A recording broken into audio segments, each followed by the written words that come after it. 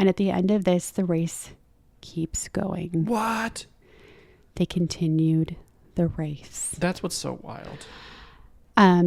Race officials decided not to stop it, fearing mass panic and traffic jams as 250,000 spectators might try to leave all at once. Yeah. So they just let it continue.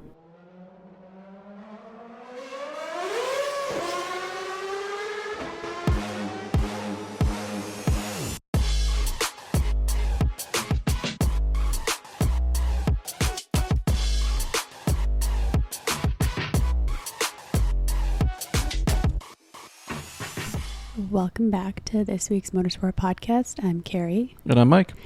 And we thought it would be interesting to do a special episode on the 24 hours of Le Mans.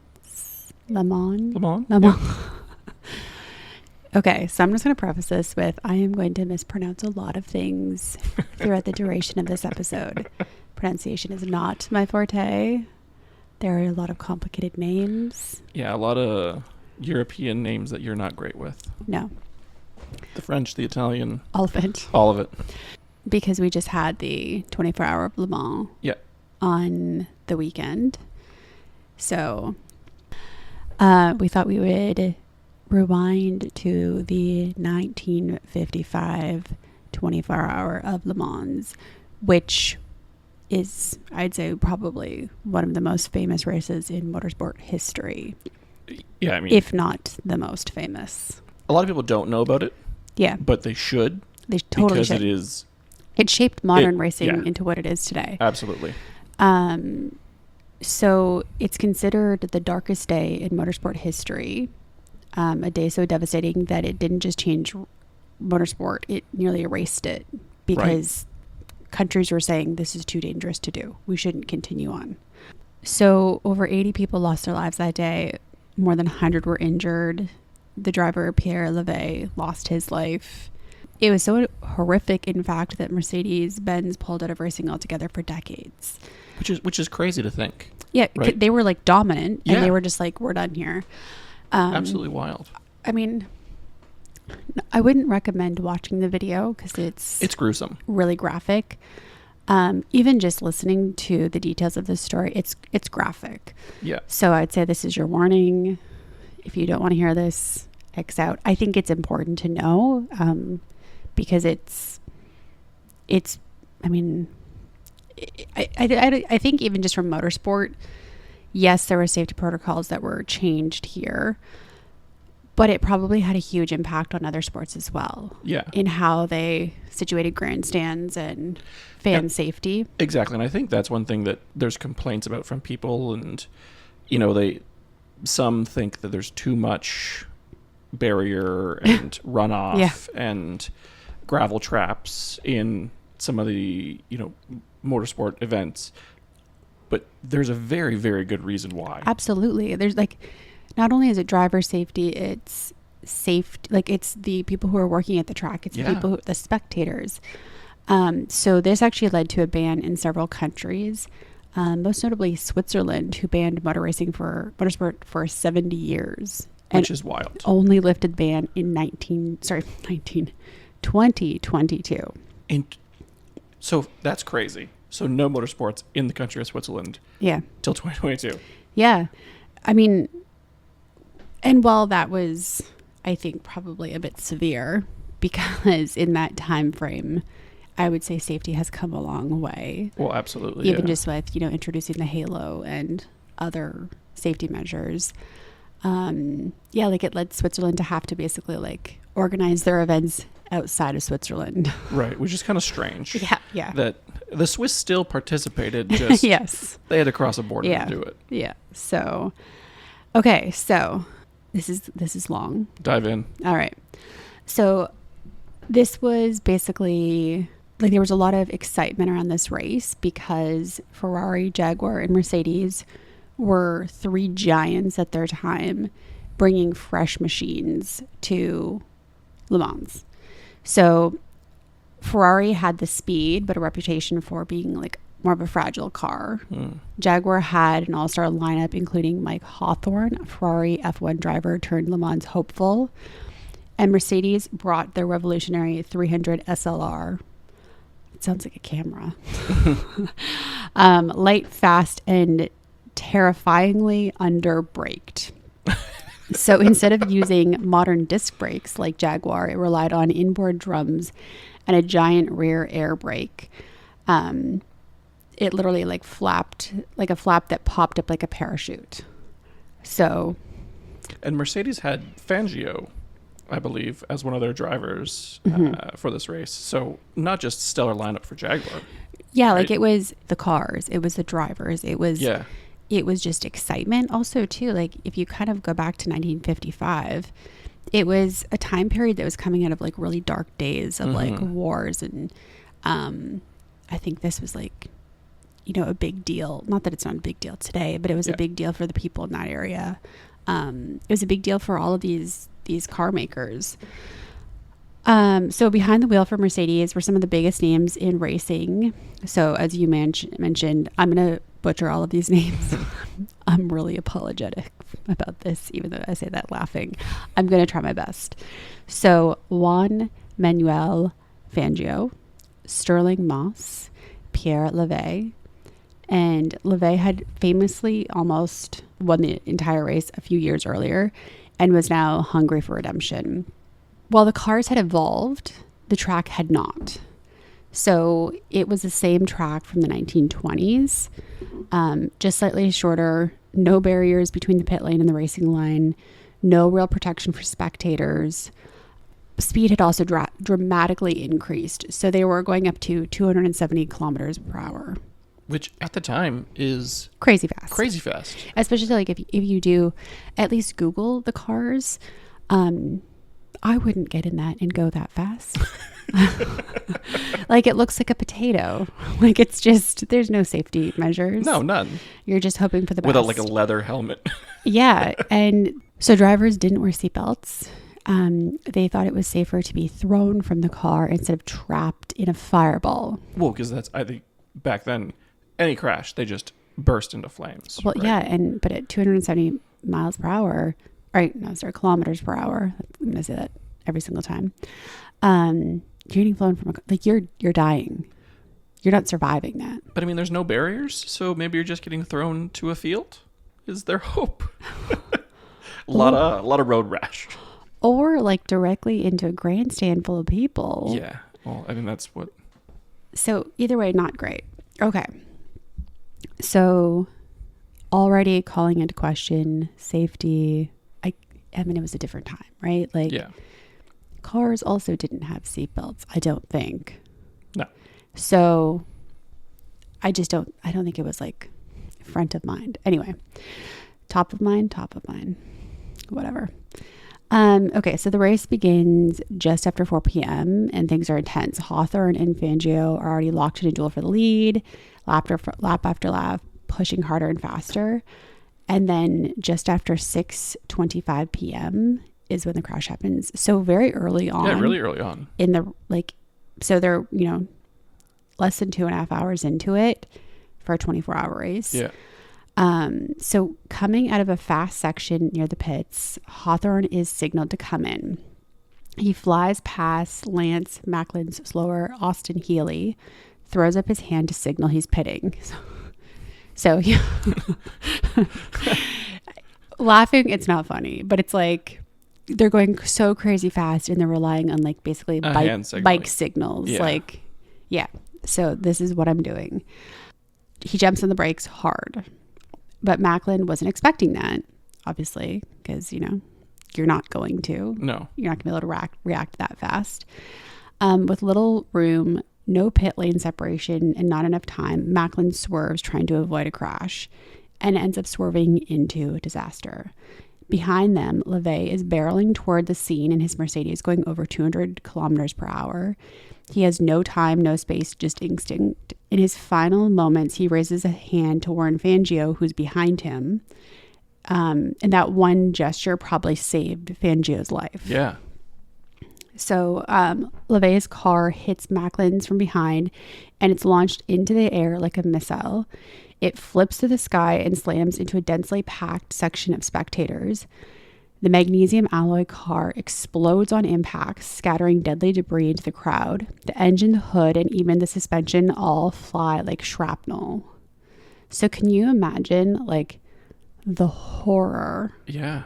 I've got chills right now. Yeah. And some describe it as like a guillotine slicing through fans. Oh my God. Yeah. This is why I would not recommend watching the video. Yeah. And as if that wasn't enough, the car's magnesium body ignites, and when rescue crews try to put it out with water, Oh no. it only makes it worse. Because the flames shoot skyward, engulfing the remains. The fire burns for hours. Macklin's own car ricochets wildly through the pit lane, injuring officials and nearly slamming into other teams mid-refueling, and yet somehow he walks away. In the pits, chaos reigns. Hawthorne is in shock, convinced he caused it all. Levegh's co-driver, Fitch, watches helplessly from the wall next to Levegh's wife as the crash unfolds before their eyes. The aftermath is surreal. Fitch urges Mercedes to withdraw. The team agrees, but they can't act without approval. And at the end of this, the race keeps going. What? They continued the race. That's what's so wild. Race officials decided not to stop it, fearing mass panic and traffic jams as 250,000 spectators might try to leave all at once. Yeah. So they just let it continue. Oh my God. And that's how Motorsport's most haunting moment played out on live radio in front of a stunned crowd and with consequences that would echo for decades. It was a tragedy that I don't want to say it was bound to happen, but it was kind of bound to happen. Well, yeah, with no protections in place, when you have that sort of development in cars where they're going that speed, yeah, and lack of barriers, safety, even just physics, signaling, like thinking about like it's this track was built for a car going half the speed. Well, exactly, yeah. We've doubled the speed, not taking into consideration that, is this even possible? Yeah. Safely.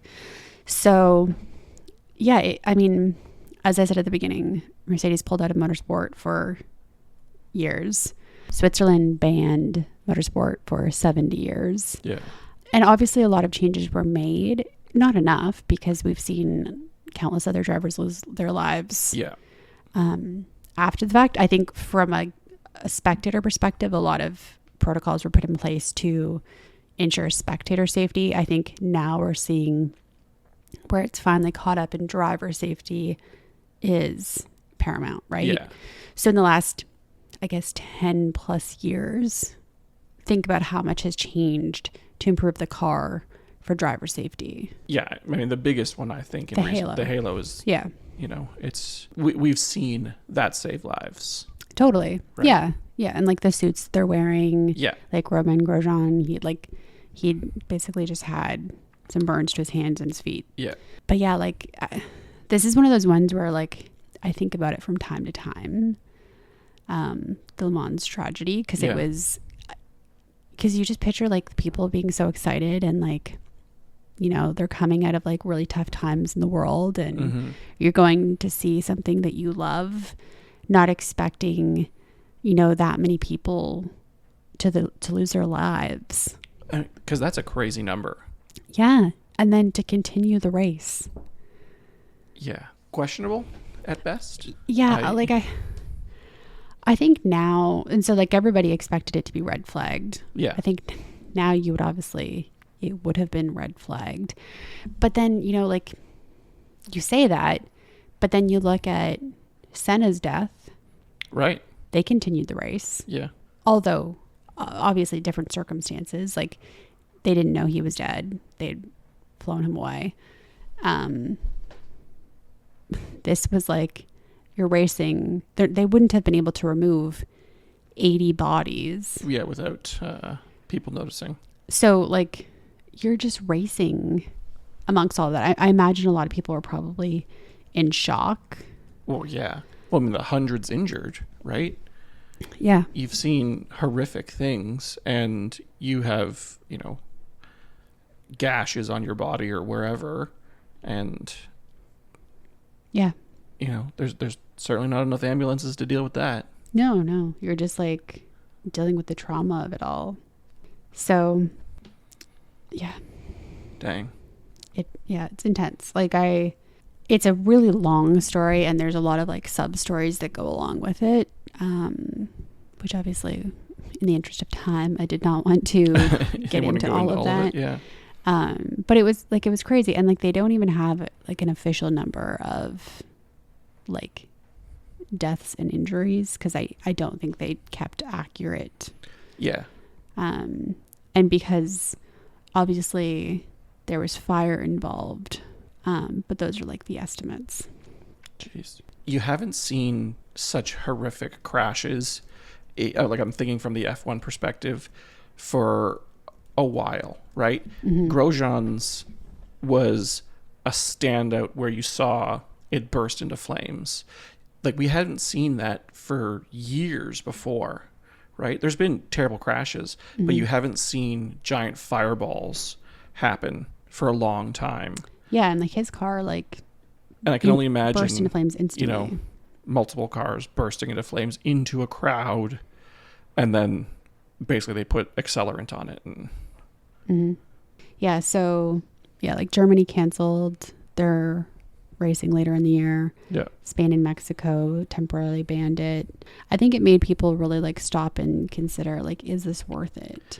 Yeah, and I think I can only assume that at the time, those that ran motorsport events had pretty strong discussions about how to prevent that and what steps they could do moving forward. Because that's sort of what has happened after every major crash in recent years, is anytime there's a loss of life or a major incident, people look at it and say, okay, what needs to change? Yeah. And I think about, was it in Japan a couple years ago when there was one of the cranes on track, and Pierre Gasly like lost his mind, which I mean rightfully so. Absolutely. Yeah, because the weather is horrific, and and because they had seen Jules Bianchi, right? Like it's and rightfully so. They all the drivers were enraged by it. Yeah. So this race, I forgot to mention the end, I guess. Mike Hawthorne and Jaguar won. Mm-hmm. Mercedes obviously pulled out of the race, and Ferrari had no cars left to drive. Oh, jeez. And Jaguar was met with a lot of criticism for choosing to continue. Yeah. Obviously. Yeah. I think it's one of those things where it's like, it's easy to reflect now and say that was in poor taste to continue. Yeah. But I imagine, like, as I said before, all of those people were in shock. They should have just red flagged it and be done with it, but they didn't. And, you know, I guess probably a mark on Jaguar forever for continuing on with that. Yeah. So, in happier news, though, this 24 Hours of Le Mans was won by Robert Kubica, who has his own, like, crazy story of survival. Yeah. I was very happy for him. Yeah, it's really nice to see him have such success, because he was such a strong talent. Yeah. And he was such an up-and-coming driver. Well, yeah, he had a contract with F1. Ferrari. It was like he was ready to, like, go to that next level in his career. He was an F1 winner, right? Yeah. And he has, for those that don't know, he has a terrible crash in a rally race that he was doing for fun. Yeah. Like, he enjoyed rally. Yeah. And has a horrible crash where his arm is essentially severed. Yeah. And after extensive surgery, it's basically put back on, and he's able to use it again. But not well. No, enough. And he came back to race in F1. Yeah. He didn't last that long. No, he lasted, I think, less than a season. Yeah. With Williams when he came back. It's crazy because, like, in Will Buxton's book, he, like, talks about, like, kind of, like, it's like this should have been world champions. Yes. Like had other circumstances kind of been at play. And he talks about him because he was just like such a tremendous talent. And like, while his F1 career didn't turn out to be what I think everyone thought it was going to be, it's nice to see that like he is able to continue with his passion and be successful. Yeah. Because I think everyone kind of was like, when he was racing for Williams after that, it was like, ugh. Because like his hand doesn't look and function like a normal hand. Yeah, it has limited mobility. Yeah. So, and I mean, obviously in F1, you need 2 working hands. Yeah. So the fact that he can do other things is, I think, really inspiring. Yeah, it's nice to see him win. And with Ferrari, so like who he had a contract with. Yeah, you know, like it's kind of like, it's nice. That is nice. Yeah. Yeah. I mean, it was Ferrari's 3rd straight victory at Le Mans. So 3 in a row for them. That's pretty big.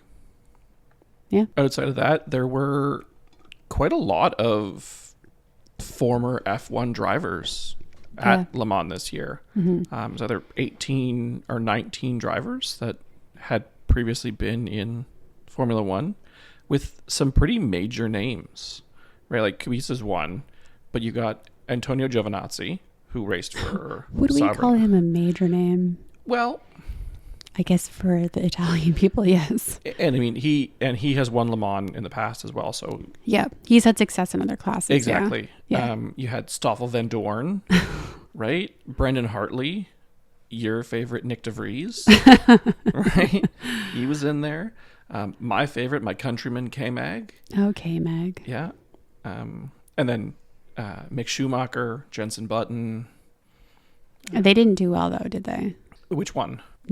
Sorry, Jensen. They finished. Did they have a problem? I feel like they had a problem with their car. I'm not sure. Admittedly, I did not watch the entire race. No, you would have slept through that. Yeah, I would have slept through a large portion of it. That's for sure. Yeah, but I believe they finished. So that was. I know they've been pushing. No, they finished 7th overall. So they did finish. He's racing for Cadillac, so I don't know if this is an indication of if we're going to see Cadillac perform well in F1 next year. Just no. Who knows? Schumacher was racing for Alpine, and they finished worse. I mean, I guess with the new regulations coming into play, like anything could happen, right? Like we don't really know what 2026 is going to be like. I think that's exactly. It's really a toss-up year. This is the year that we could see, or next year is the year we could see really weird stuff and some strange teams taking wins and podiums. Yeah. And I'm excited to see what'll happen because it'll be. Imagine if Haas was like the best, right? Like all of a sudden Haas creeps up. Yeah. Or Audi in their maiden year comes out as a dominant factor. I don't think that will happen. Yeah, I don't think so either, but we'll see. So I did read though that Kubica was the first Polish driver to win. Yep. And I'm not going to be able to say this gentleman's name.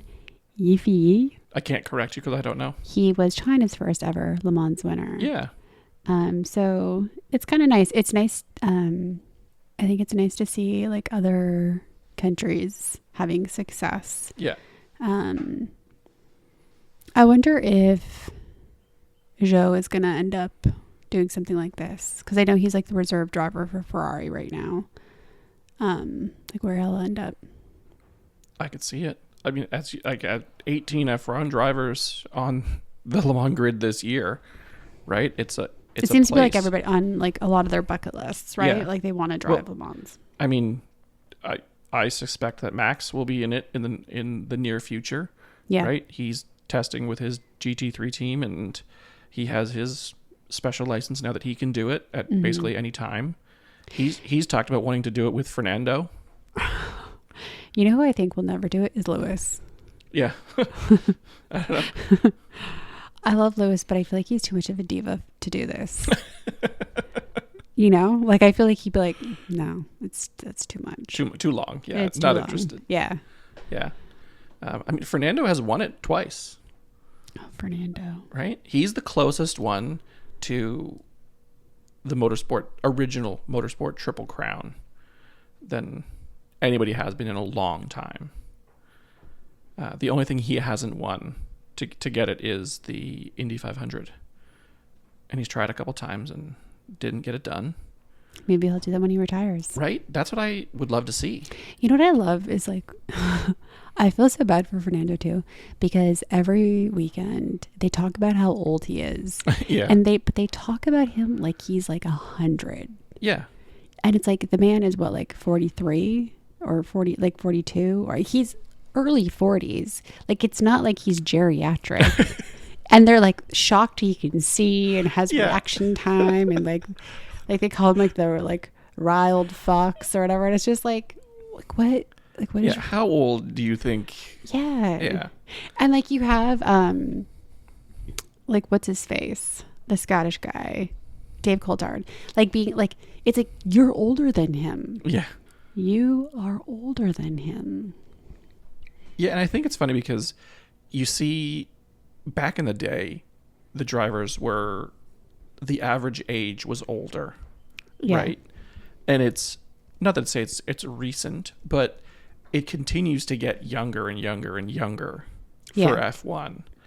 So but is it too young in some cases? Right? I mean, because then we keep getting these rookies, and we're like, oh, you're not good enough. But that's the thing, is they cycle through rookies fast, right? Alonso has proven with a 20 plus year career that he can do it still. Yeah. Right? What other driver can say that? Him, Lewis, and then you have to go back decades. Yeah. Yeah, I just think like it's like the poor guy. Yeah. Give him a break. Yeah. The best part is like Lewis is like marginally younger. Yeah, he's like a year or two younger. And he just gets like this free pass, and it's just like they just talk about old man Fernando. Yeah. So yeah, it won't be until Fernando retires that Lewis then will get the old man, the old man the moniker. grandpa status. Yeah. He's too fashionable to be called a grandpa. It certainly would be the most stylish grandpa I've ever seen. Right? Oh, Lewis. Okay. That's all I've got talking about Le Mans. There's tons like written about it. You can watch videos on YouTube. Yeah. It's like, it's horrible. I just think it's worthwhile, like everyone knowing that this is kind of like a dark day of motorsport. And maybe if you're ever questioning like why they do things a certain way, like with safety cars and flags and everything else, like it doesn't all stem from this, but I think they really reflected on this. And like, even, you know, to have a country like Switzerland with a 70-year ban, a lot had to be demonstrated that this could be done safely. Yeah. And a lot of safety measures had to be implemented to ensure everyone's safety. I think there's definitely still improvements that could be made for like driver safety, most importantly. Mm-hmm. Sometimes like when I see though like crashes near spectators, I'm just like I think that about like, I do not want to be sitting here because if like shit goes down and things go flying. And especially now, like they're all carbon fiber. Yeah. And like carbon fiber splinters. Totally. Right? Like when you have a devastating crash like that, that is like shards, little bits flying in. Yeah. And that's unpleasant when it hits you. Yeah. So I think there's definitely still room for improvement. I hope it's just something that they constantly look at. And I kind of like think about this every time somebody complains about like, oh, the safety car is doing another lap. And it's like, they're doing another lap because they're trying to make this safe. Right? Like, there's been dark days in motorsport history where they maybe didn't do enough to make it safe. So I'm not going to fault them for an extra lap. Yeah, being cautious, making sure that everything is off the road, because it's somebody's, like, their life is in those individuals' hands. Yeah. So even like the Pierre Gasly thing where it was in Suzuka, like that wasn't even that long ago. No. Like that was like several years ago that happened. And I think it was like especially triggering, obviously, because of the Jules Bianchi thing. Like it was it's one of those things where it's like, I just hope that it continuously improves. Yeah, and I think drivers are pushing for that, right? Is they obviously value their own safety as well. Yeah. And but I think you see hesitation from some teams. Like Toto has said that he was against the halo. Yeah. He was strongly opinionated against it. And then once they instituted it, he backtracks on that now. He recognizes he says, like Lewis would be dead if it wasn't. Absolutely. Yeah. He has fully retracted that and said it was, of course, the right decision to put that in place. It is a lifesaver. Yeah. I wonder what his hesitation was around it, because it's like, I think he was concerned. Reduced visibility in that center part. Yeah, it was visibility. Yeah. All right. That's it. All right. Don't know when this will be out, so we'll see you when we see you at some point. Thanks for listening. Bye. Motorsport Podcast is a Vorbeck Media production. Follow us on Instagram at Motorsport Pod. You can listen to the show on Apple Podcasts, Spotify, or our YouTube page, Motorsport Pod. Bye.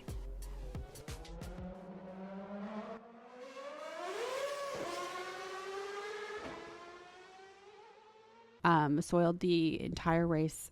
Sorry. Not soiled. He soiled it? Did he soil himself?